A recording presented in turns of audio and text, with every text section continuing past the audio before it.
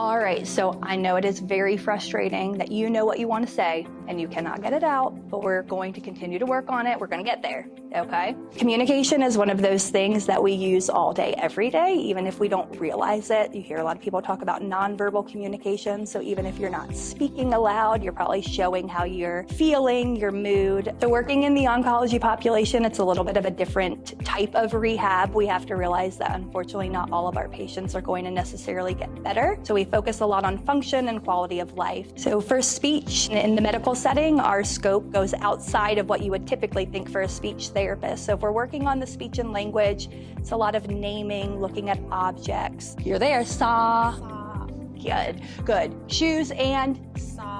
Finding functional ways to communicate wants and needs. Swallowing, we do different exercises to strengthen the swallow muscles to assist with the tolerance of a diet and the safety, make sure nothing's going to the lungs. And cognitive session can be anywhere from helping patients with basic orientation, knowing where they are, why they're in a hospital, all the way up to higher level executive functions, which would include finance management, medication management, appointment management, etc.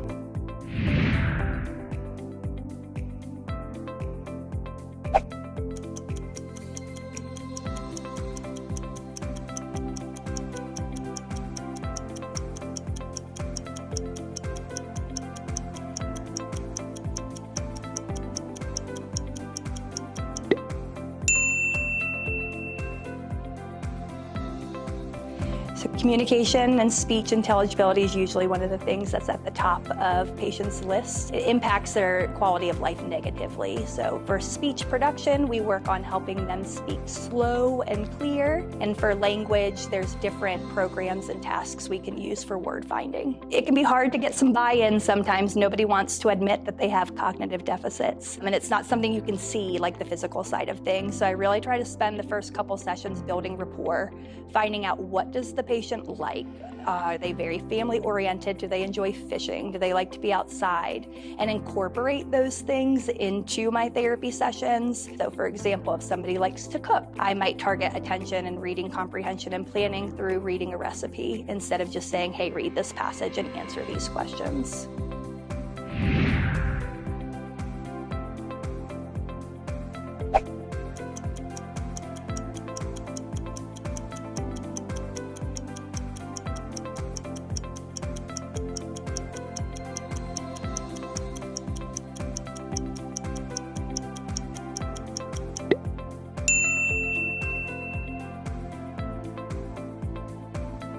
So my undergrad, I majored in special education. I taught moderate to severe disabilities in a middle school for 4 years. And I felt I just needed a change of scenery, but I loved the population and helping people. Also, my nephew has childhood apraxia of speech, which is a pretty severe childhood speech disorder. So with all of those things combined, I saw speech as a way that I could still work directly and help people. A lot of universities do have the undergrad bachelor program that's a communication sciences disorder. So you would get your 4-year undergrad, and then it is a 2 years master degree. I always say to try to get out there as quickly as you can, go do observations. Speech is a huge, huge field, which is super nice. Once you have your licensure, you can treat from babies all the way up to geriatrics. And just seeing the different settings, it wasn't until I was in grad school that I realized what a speech pathologist actually does with the adult population.